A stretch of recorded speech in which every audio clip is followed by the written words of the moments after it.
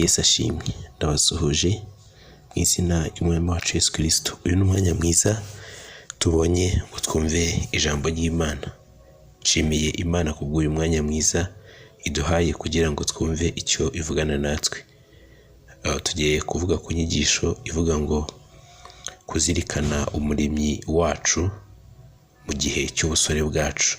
Abantu benshi batekereza ko iri jambo by'umwihariko riba ririmo kubwira abasore n'abakobwa, ariko n'undi muntu wese mu mwuka ukiri umusore. Umusore ni umuntu ugifite ishyaka, umwete mu murimo w'Imana no gusohoza ibyo Imana imuvugaho, nawe iryo jambo riramureba. Hanyuma rero twese riratureba hamwe, ariko cyane cyane by'umwihariko riba rigamije kubwira urubyiruko, abasore n'abakobwa, kugira ngo twibuke umuremyi wacu, tumuzirikane, twige kumuha igihe cyacu, twige gutindana nawe, twige gukunda ibyo akunda, twige kwanga ibyo yanga. Hanyuma muri iyi nyigisho nicyo tugiye kurebaho. Tugiye gusoma ijambo ry'Imana riri mu gitabo cy'Umubwiriza igice cya 12. Ndakoresha Bibiliya ijambo ry'Imana. Ndahera ku murongo wa mbere ngeze ku murongo waho wa 8.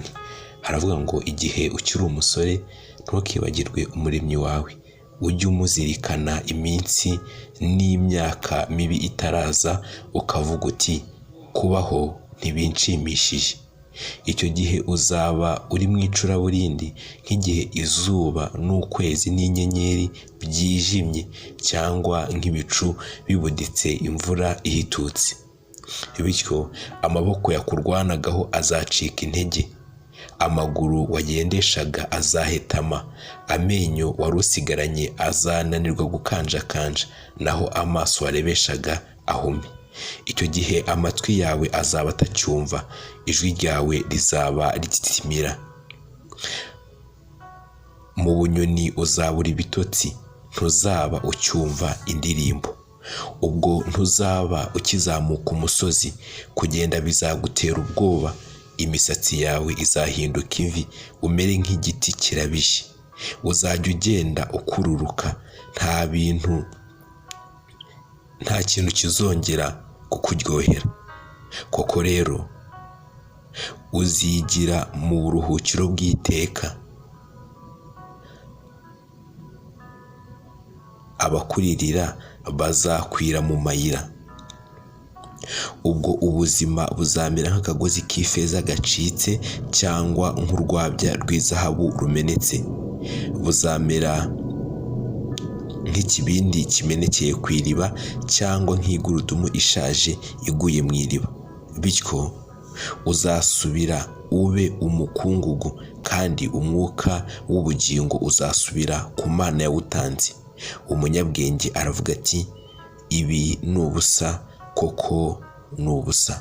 Hanyuma muri iri jambo ry'Imana turabona yuko mu gihe tukiri abasore tuba twiyumvamo imbaraga nyinshi rwose, ndetse twumva nta naho zizajya, ariko mu by'ukuri ni ukwishuka, kuko Imana yaturemye mu buryo tutaguma nk'uko twari tumeze, tugumana imbaraga twari dufite, tugumana ubwiza twari dufite. Oya, ahubwo turemye mu buryo dusaza.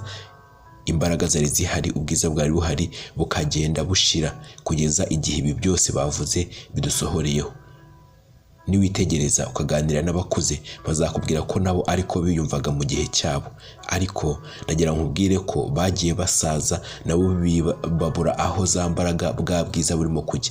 Nawe ukomeze ntibigushuke ngo bikubere ikigirwamana ngo wumve ariko bizahora. Bizagabanuka, bizashira, ndetse ubirebe ubibure. Imiterere myiza abantu bashobora kuba bakubwira idasanzwe, ndagira nkubwire ko itazagumaho. Oya, ahubwo igihe kizagera ishire rwose. Wibaze ngo harya byenda abantu bavugaga byagiye. Ariko igifite akamaro ni iki? Ni ugukoresha ibyo byose ufite, izo mbaraga, ubwo bwenge Imana yaguhaye, mu kungura ubwami bwayo, mu kwita ku byo yitaho, aho kugira ngo ukoreshe ibyo mu gukora ibyaha no gukora ibitanezeza Nyagasani. Wakwiye kuhitamo icy'ingenzi muvandimwe, ukavuga ngo nkwiriye kunezeza Imana no kuyitaho mu minsi y'ubusore bwanjye, bya bindi bitaragera. Icyo nicyo nakubwira kandi nagusangiza. Nibwo buzima bwanjye, nibwo niyeguriye kwita ku by'Imana yitaho ndi umusore, kwita ku byo Imana impamagarira, kabone niyo naba ntabisobanukiwe neza. Imana ifite impamvu ibinjyanamo. Hari imigambi myinshi Imana igufitiye, ibyo ishaka gukorana nawe ndagira ngo uyemerere.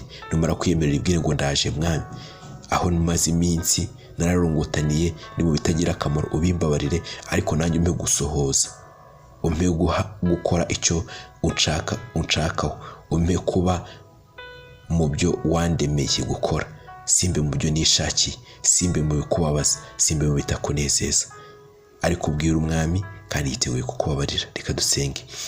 Urakoze Mana kubwo kuduha inyigisho, utwibutsa icyo dukwiye gukora, by'umwihariko tukiri abasore cyangwa mu minsi y'ubuto bwacu. Ufashe buri muntu wese wiyeguriye gusohoza ibyo umushakaho no kugendera mu nzira ushaka ko agenderamo. Uduhe kuba mu mwanya ushaka ko tubamo, turi abasore, habe uko turi mu mubiri n'uko turi mu mwuka. Dukomeze tugire amatsiko, dukomeze tugire umwete wo gusohoza ibyo ushaka. Urakoze, icyubahiro cyose kikugarukire mu izina rya Yesu. Amen.